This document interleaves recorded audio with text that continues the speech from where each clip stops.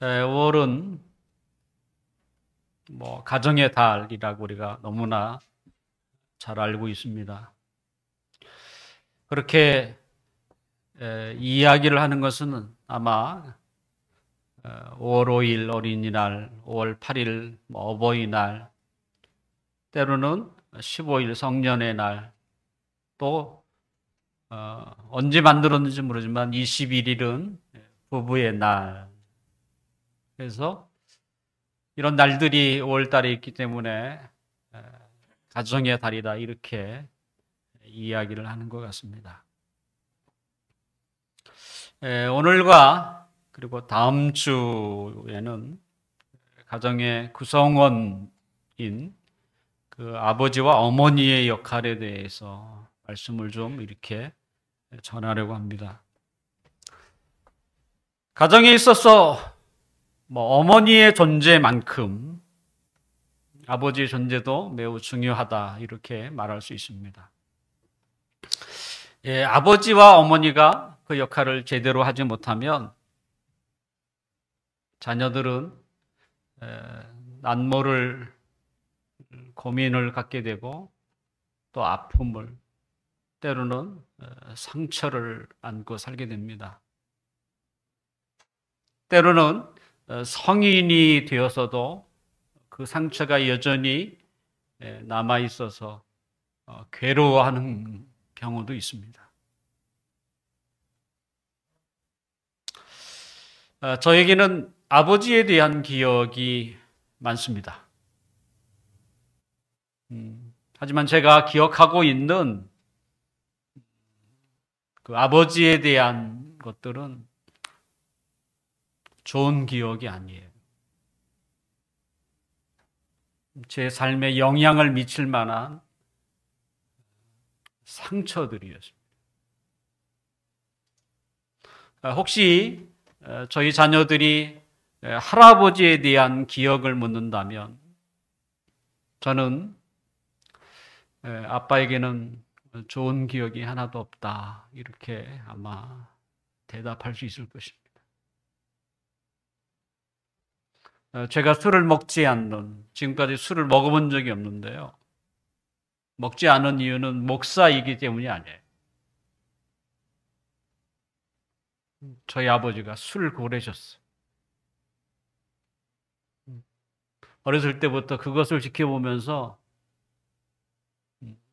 제 스스로가 결심을 했어요. 나는 절대 술 안 먹는다. 네.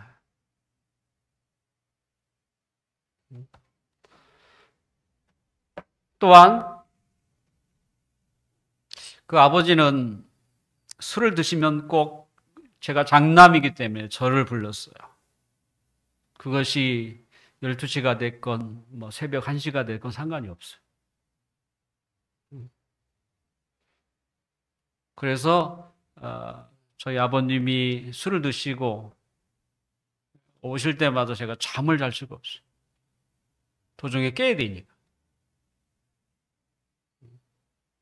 그리고 저에게 늘 한탄하셨어요. 배우지 못한 거에 대한 한탄을 저에게 쏟아내셨어요. 그래서 그런지 몰라도 저도 자라면서 참 내가 아는 게 별로 없구나. 아버지가 못 배운 것처럼 나도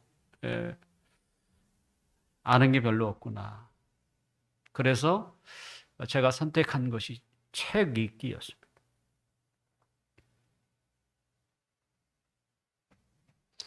이런 아버지의 역할을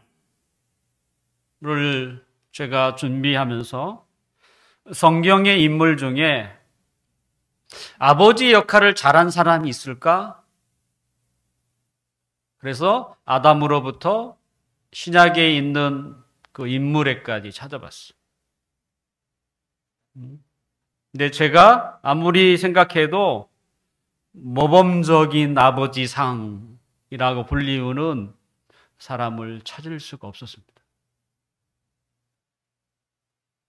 더러 기독교 학자들이 성경을 연구하면서 훌륭한 믿음의 아버지 아래에는 훌륭한 믿음의 자녀가 드물다라는 말을 합니다. 근데 공교롭게도 그것이 맞는 것처럼 훌륭한 아버지, 믿음의 아버지 아래 훌륭한 믿음의 아들이 그렇게 많지 않아요. 왜 성경에는 이처럼 훌륭한 아버지 상이 될 만한 인물이 없을까? 저는 그 이유는 잘 모르겠어요. 혹시 생각을 한다면 성경에 나와 있는 인물들은 믿음으로 산 사람들이에요. 오로지 하나님께 자신을 맡긴 사람들. 그래서 가정에서 아버지 역할을 제대로 하지 못한 게 아닐까? 이런 생각을 해보게 됐습니다. 또 한편에서는 성경은 훌륭한 아버지를 소개하는 책이 아니에요. 성경은 훌륭한 신앙과 믿음의 사람들의 기록이에요. 그렇기 때문에 제가 찾고자 했던 훌륭한 아버지가 없는 건 아닌가. 한 아이가 자라면서 아버지와 어머니의 역할이 얼마나 중요합니까? 양 부모의 아래에서 자란 자녀와 편부, 때로는 편모 한쪽만 있는 거죠. 자란 자녀는 많이 다릅니다. 우리가 사는 이 시대 속에서 자라나는 아이들에게 가장 영향을 미치는 것이 무엇일까요? 우리는 쉽게 혹시 스마트폰, 가장 많은 시간을 들이고 있는 스마트폰이 아닐까 이렇게 생각을 하기도 하고, 때로는 우리가 스타라고 여겨지는 이런 연예인들이 자라나는 아이들에게 가장 영향을 미치지 않을까, 우리가 쉽게 그렇게 생각할 수 있는데, 실제 조사를 해봤더니 부모가 45%였어요. 그리고 친구가 32%였고 유명인이라고 하는 이 스타가 고작 15%밖에 안 됐어요. 그들을 좋아할 수는 있지만 실제 본받고 있는 자들은 부모가 가장 컸어요.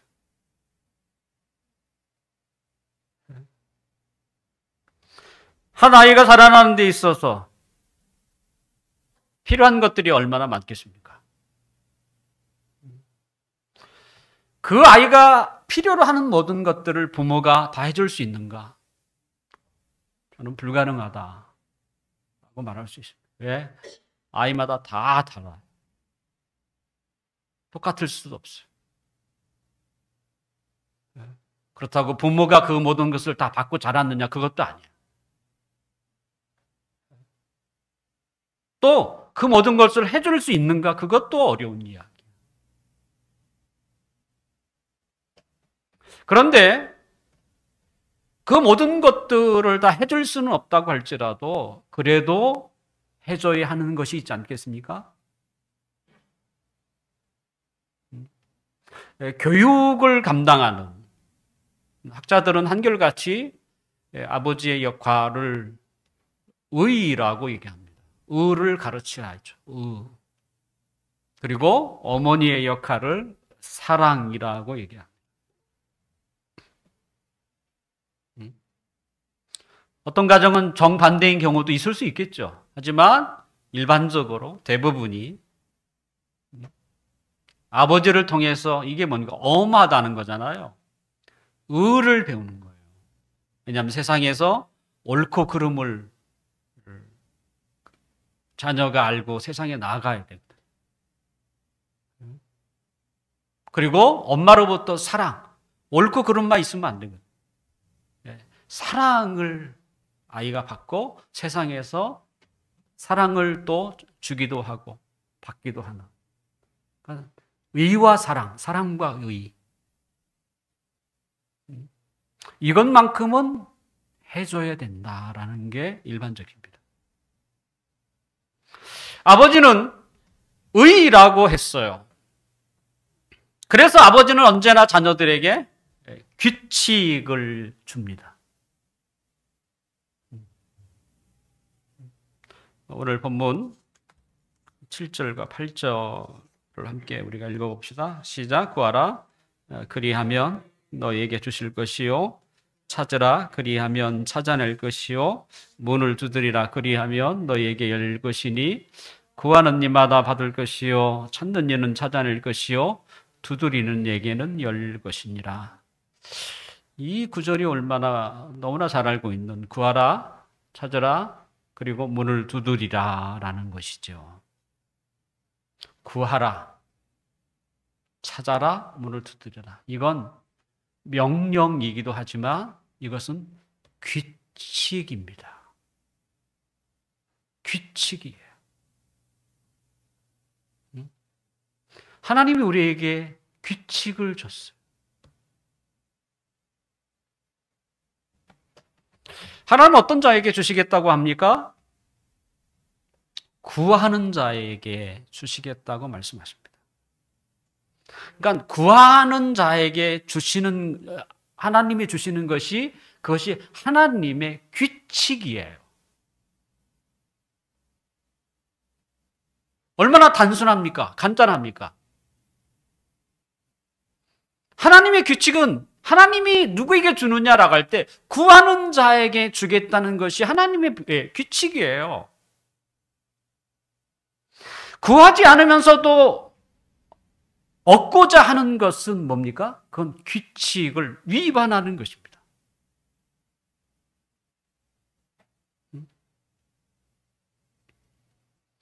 하나님은 우리에게 우리의 필요한 것들을 주세요.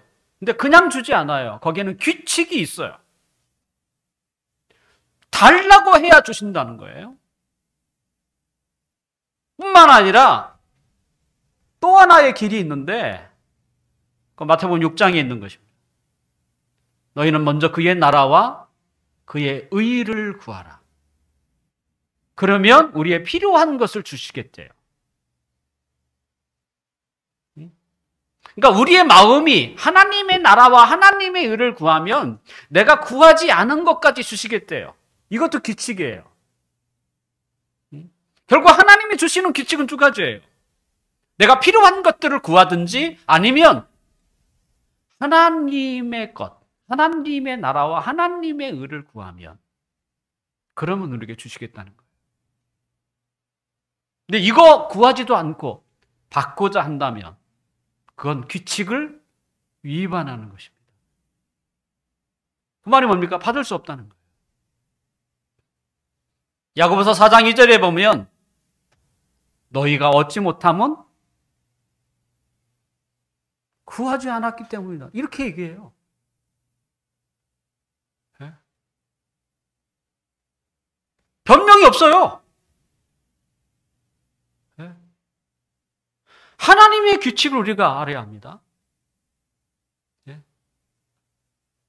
네가 지금 없는 것은 하나님께 구하지 않았기 때문이다.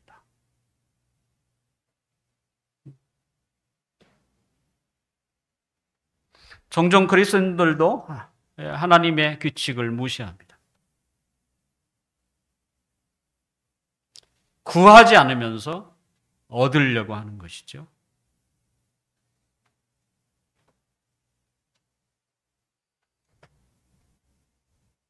구하는 자는 하나님이 어떻게 주시는지를 찾을 필요는 있습니다.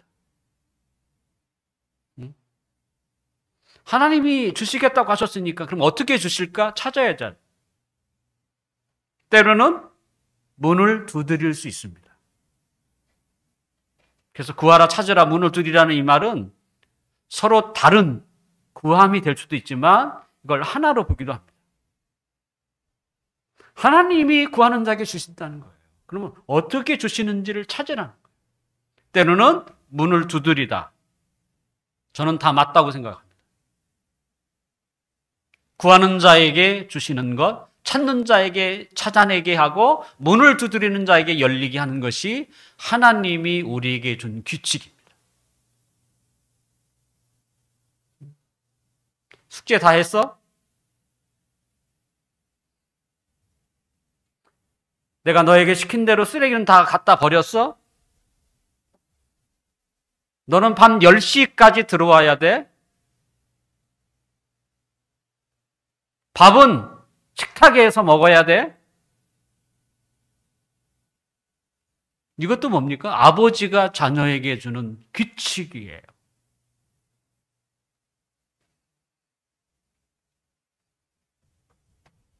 하나님도 우리에게 규칙을 주지만 아버지가 자녀들에게도 규칙을 줍니다.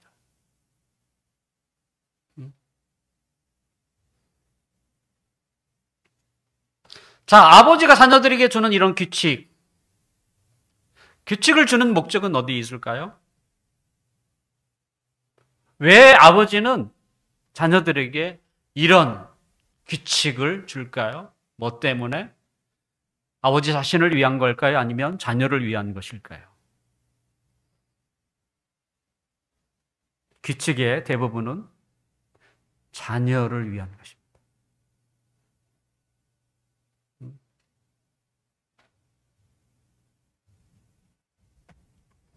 오늘 본문 9절과 10절을 한번 읽어볼까요?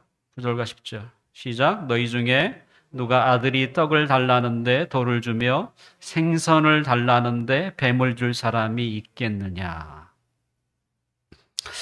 배고픈 자녀에게 떡 대신에 누가 돌을 주겠습니까? 먹지도 못하는 돌.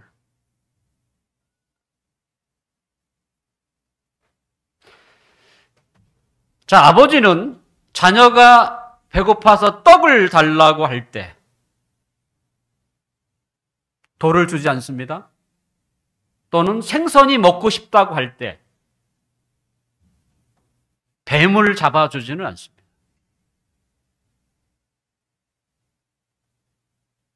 왜요? 그것은 그 아이에게 전혀 도움이 되지 않고 때로는 해롭기 때문에 그렇습니다. 아버지는 어떻게든 자녀에게 도움을 주려고 하고 있어요. 그 자녀가 어떻게 됐든 이익이 되도록, 보탬이 되도록.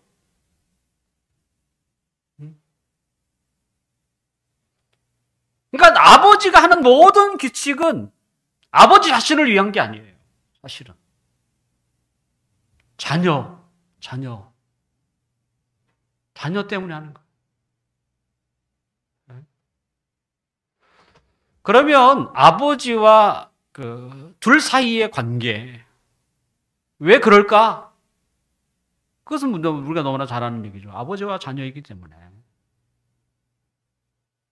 다르게 표현하면 우리는 남에게 굳이 규칙을 만들어서 도움을 주려고 하지 않습니다. 규칙은 누구에게만 줘요? 자기의 자녀들에게만 줘요. 왜? 그 자녀의 유익을 위해서.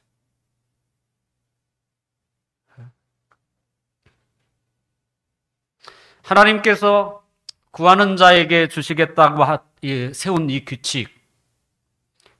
규칙을 세운 것은 모든 사람을 향하여 한 말이 아닙니다. 구하라 주실 것이다. 찾으라 찾아낼 것이다. 문을 두드리라 문 열릴 것이다. 이건 이 세상에 살고 있는 모든 사람에게 주어진 말이 아니에요. 하나님을 아버지로 삼고 살아가는 자녀들에게만 준 거예요. 아버지가 자기 자녀들에게만 규칙을 주는 것처럼 하나님도 이 규칙을 누구에게? 하나님의 백성에게, 하나님의 자녀들에게 이걸 준 거예요.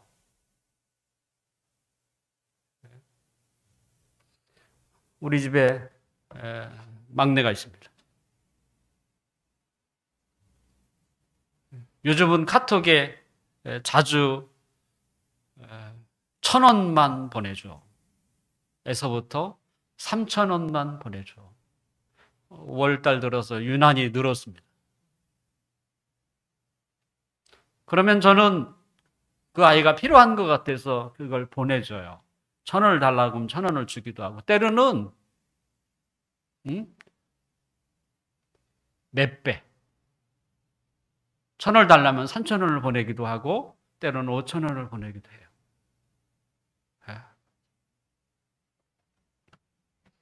근데 제가 모르는 사람이 저에게 그런 문자를 보내면 저는 어떻게 하겠습니까? 보이스피싱이라고 여겨서 아마 경찰에 신고할 거예요. 부자지간이기 때문에 구하면 주는 겁니다. 규칙을 정했어요. 구하면 내가 준다. 찾으면 찾아내게 한다. 문을 두드리면 열리게 할 것이다.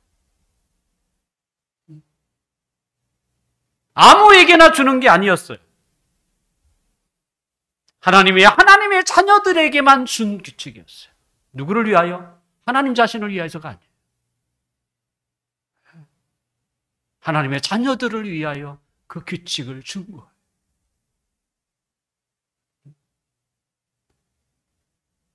내가 하나님의 자녀라는 사실이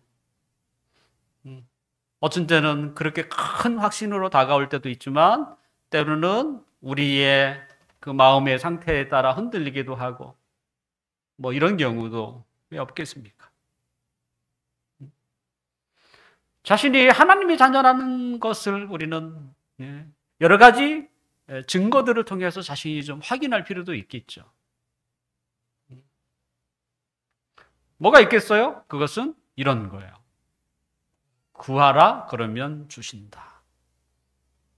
내가 하나님 앞에 이것을 구했는데 하나님이 주시는가?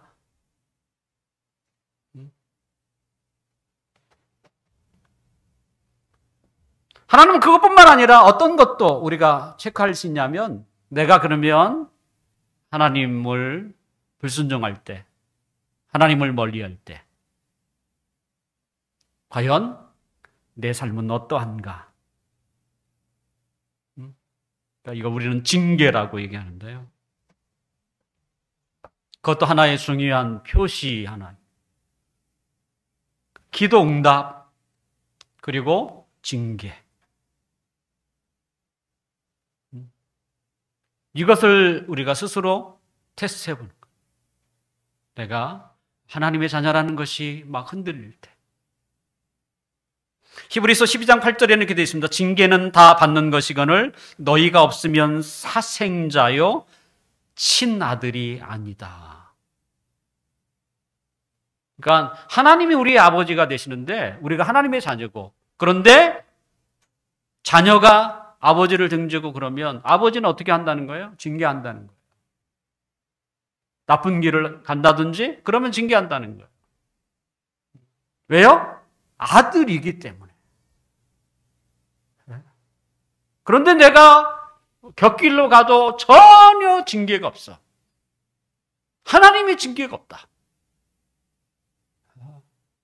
그러면 스스로 정말 생각을 해야 하는 거예요. 내가 하나님의 아들이 아닌가?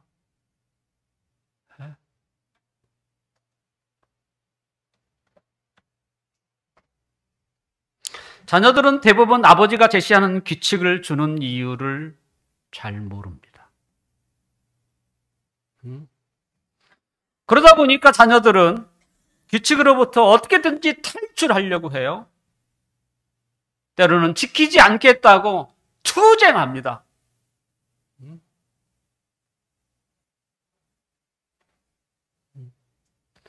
그래서 누구나 규칙만 주면 반발하는 거죠.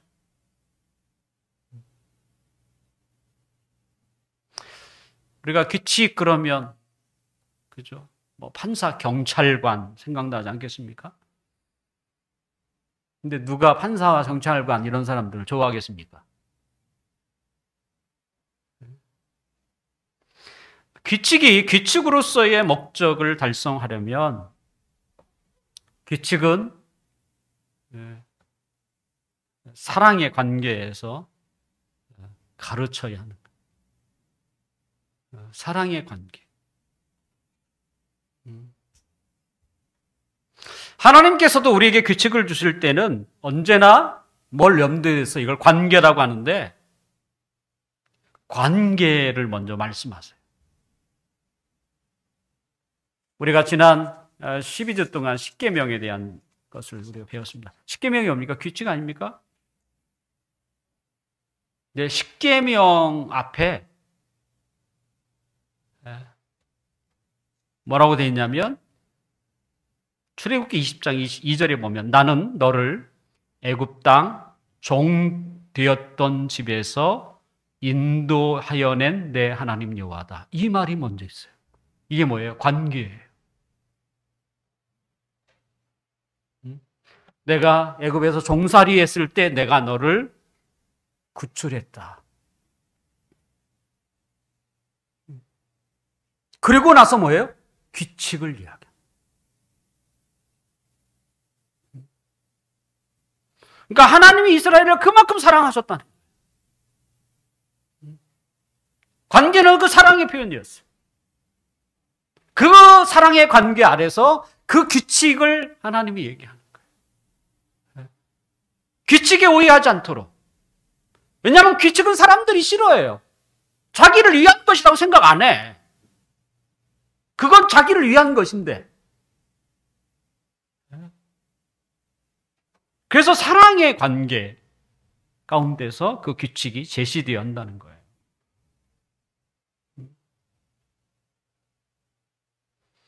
이 세상의 아버지는 자녀들이 보기에 어리면 어릴수록 슈퍼맨처럼 보이지 않겠습니까? 하지만 전혀 그렇지 않습니다. 자녀도 죄성을 가졌지만 여전히 아버지도 약한, 언제든지 넘어질 수 있는 죄성을 가지고 있습니다. 그러므로 그 아버지가 어떤 아버지요? 악한 아버지가 될 수 있습니다. 악한 아버지가 될 수 있어요. 내가 자녀들도 악할 수 있지만 그 부모도 아버지도 악할 수 있어요. 하지만 우리는 그걸 기억해야 합니다. 아무리 악한 아버지라고 할지라도 자식에게는 좋은 것을 주려고 한다는 거예요. 오늘 성경이 그 얘기하잖아요. 악한 자라고. 자식에게는 좋은 것을 주려고 한다는 거예요. 그게 뭐겠어요? 그게 사랑이에요. 사랑.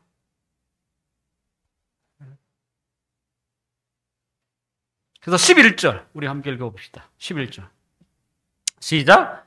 너희가 악한 자라도 좋은 것으로 자식에게 줄 줄 알거든 하물며 하늘에 계신 너희 아버지께서 구하는 자에게 좋은 것으로 주시지 않겠느냐. 악한 아버지라고 할지라도 자식에게는 좋은 것을 주려고 하는 것. 아버지는 자녀들에게 규칙을 행하도록 하면서 규칙을 주는 목적을 알려주어야 합니다. 그게 뭐겠습니까? 내가 너를 사랑하기 때문에 너를 위하여 규칙을 준 거야.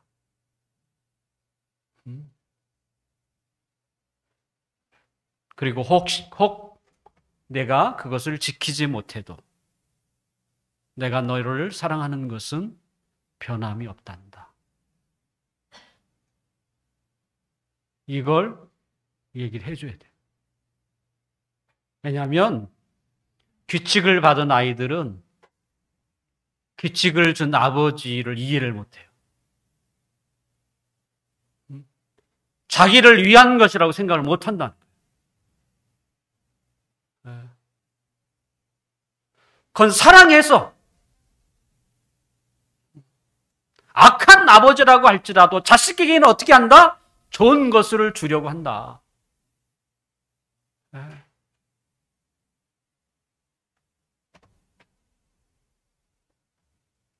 신자에게는 이 땅의 아버지뿐만 아니라 하늘의 아버지도 계시잖아요. 이 세상의 아버지와 하늘의 아버지는 사실 비교할 수 없는 거죠.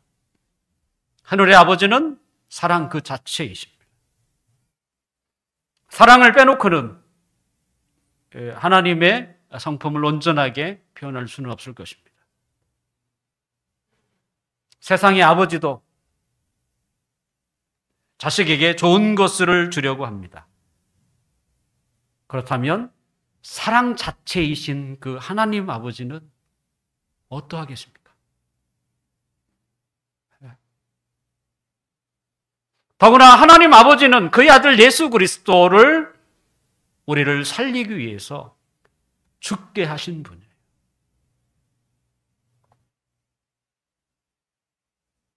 그때 우리가 어떤 상태였는데? 그냥 죄인이었을 때. 죄인된 우리를 아들 삼기 위하여 자신의 친아들을 죽게 하신 것이죠. 그렇다고 하나님은 억지로, 그죠? 그 친아들 예수 그리스도에게 죽게 한 건 아닙니다. 예수님은 자신을 사랑하신 아버지의 마음을 아셨어요. 그리고 아버지의 뜻을 따라 자기가 희생하신 거예요. 하나님 아버지가 나를 버렸다. 그래서 나를 죽게 했다. 예수님은 그렇게 생각하지 않으셨어요.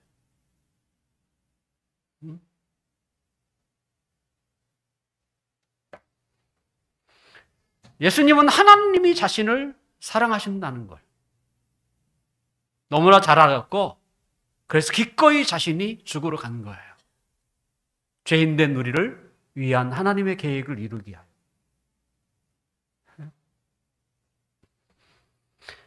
그래서 하나님 아버지께서 이 땅에 계셨던 예수 그리스도에게 틈틈이 사랑 고백을 하셨어요. 예수님이 세례를 받으실 때 하늘에서 이런 소리가 들렸습니다. 마태복음 3장 17절에 보면 하늘로부터 소리가 있어 말씀하시니 이는 내 사랑하는 아들이요 내 기뻐하는 자라. 내가 너를 사랑하고 있단다. 너는 나의 기쁨이야. 사랑의 표현을 하세요. 뿐만 아니라 예수님이 십자가를 지시기 며칠 전에 우리는 변화산이라고 얘기하는데 거기에서도 예수님, 하나님이 사랑 표현을 하세요. 그 중요한 때에 똑같았어요. 너는 내 사랑하는 아들이요 내 기뻐하는 자다.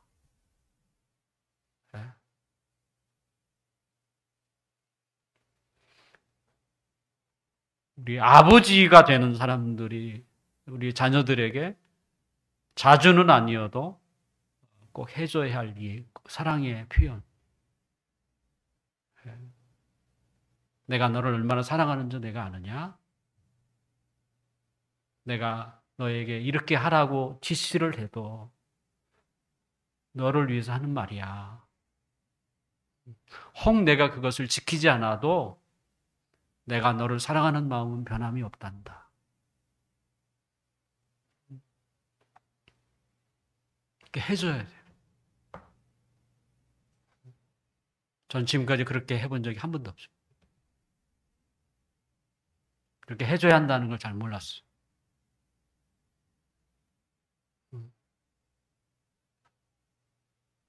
그런데 하나님께서도 그의 아들 예수 그리스도에 대해서 이런 사랑의 표현을 했다는 말을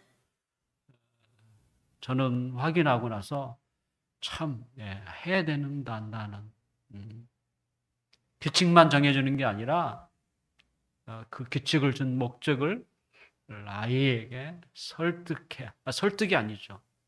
말해야 한다는 것에 대해서 굉장히 크게 공감을 했습니다. 예수 그리스도를 십자가에 죽기까지 우리를 사랑하신 하나님 아버지라면 우리는 그분의 사랑을 의심해서는 안 되겠죠. 하나님은 우리에게 구하라, 찾아라, 문을 두드리라고 규칙을 주셨습니다. 그러면 가장 좋은 것을 우리에게 주시겠다는 거예요. 사랑하는 자녀가 구하는데 어떻게 남몰라 하겠습니까? 또 아무거나 주시겠습니까? 우리에게 가장 좋은 것, 우리의 삶에 가장 유익한 것을 주시지 않겠습니까? 부모는 자식에 대해서 언제나 사랑의 마음을 갖고 있습니다. 자식의 입장에서 보면 혹독한 규칙이라고 할지라도 그것은 자신을 위해서 주는 아버지의 규칙이에요. 더구나 나이를 먹으면 규칙은 점점 줄어듭니다. 그리고 성년이 되면 더 이상 규칙을 주지 않아요. 이젠 스스로 자신이 규칙을 정하셔야 돼요. 왜냐하면 이 부모의 손에서 벗어난 거예요.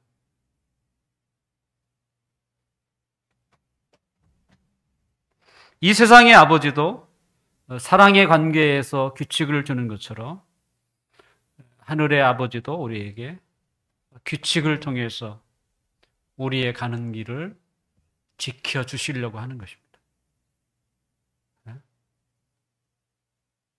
하나님을 위한 게 아니에요. 우리를 위하여 규칙을 주시려고 하는 거예요. 우리의 필요한 것들을 주시려고 애쓰시는 거예요. 더군다나 하나님은 그 규칙을 잘 지킬 수 있도록 우리 안에 성령 하나님을 보내주시기도 했습니다. 도대체 이 세상에 그 많은 신이라고 일컫는 그 신 중에 이와 같은 신이 어디 있습니까?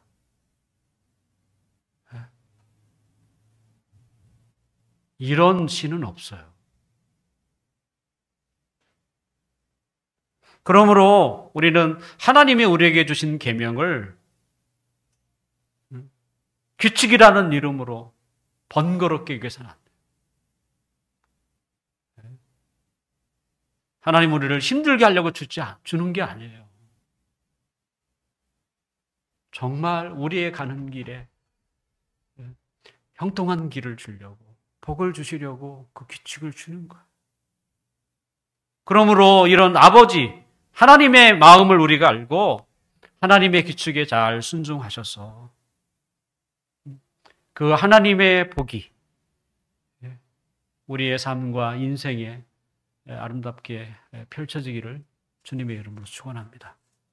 기도하겠습니다.